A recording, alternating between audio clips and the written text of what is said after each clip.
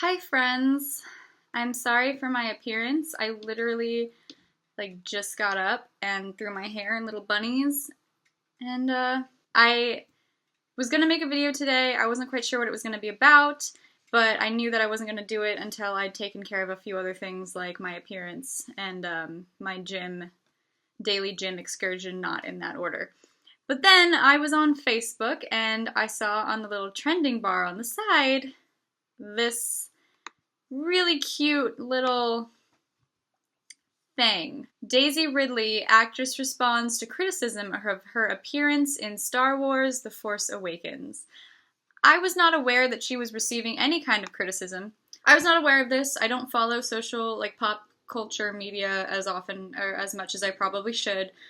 But I looked into it, and apparently people are ridiculing her and calling her too thin. I'm sorry?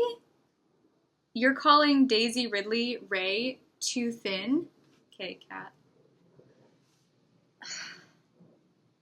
That's ridiculous. Did you see what she did? Does it matter how much she weighs? Also, she's really freaking strong. She's being accused of setting unrealistic expectations by appearing too thin. Okay, a few things.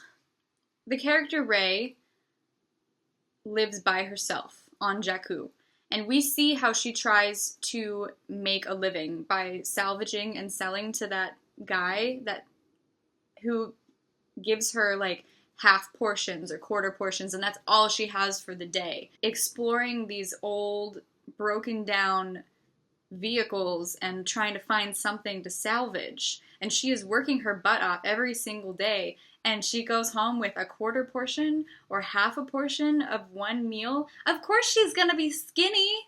The poor girl's malnourished. Now, if you see what malnourished actually looks like, the character's looking pretty healthy.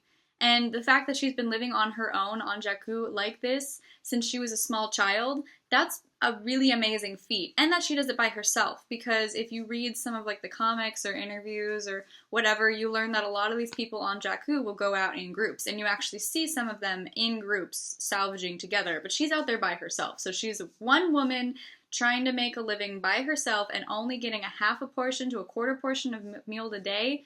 And when he sees the BB-8 unit and he's 14, 12, it was a bunch of whole portions, and she's like, no, I'm just going to take my quarter portion, thank you, because she's a good person.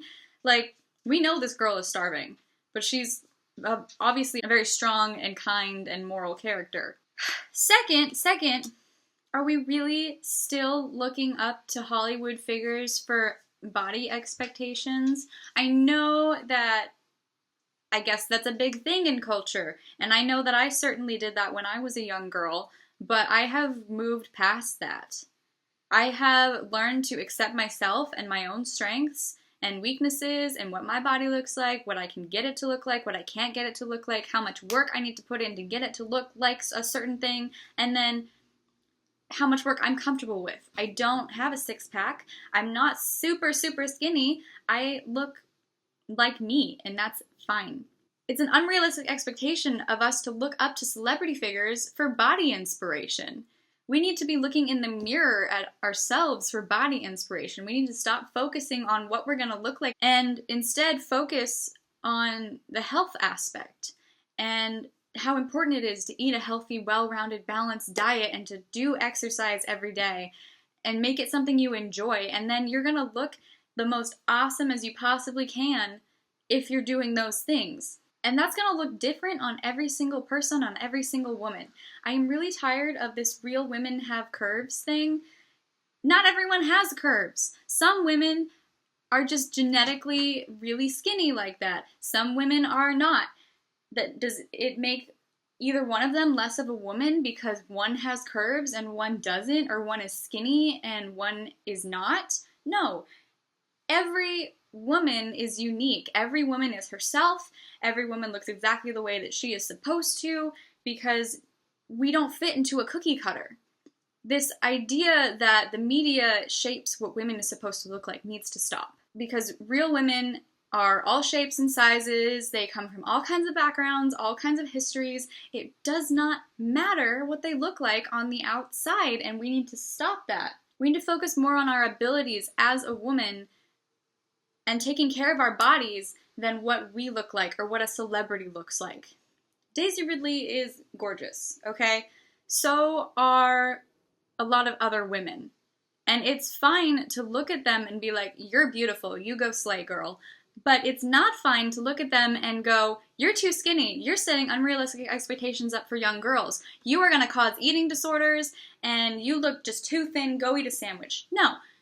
If we can't fat shame, we can't skinny shame. You can't pick and choose. You can either have both or you can have none. I have been the victim of skinny shaming. It is beyond annoying. My point is, we need to stop this. It's ridiculous. She looked great. She was super strong. It does not matter what she looks like.